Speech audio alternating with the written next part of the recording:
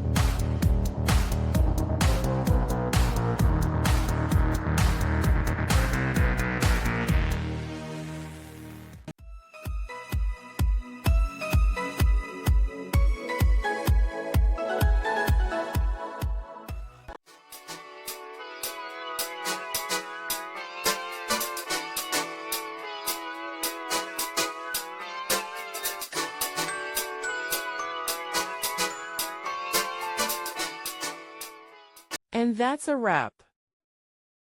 I hope you found the answer you were looking for. If you did, take a second to hit that subscribe button. It really helps out. And let me know in the comments which solution worked best for you. See you next time in the debug zone.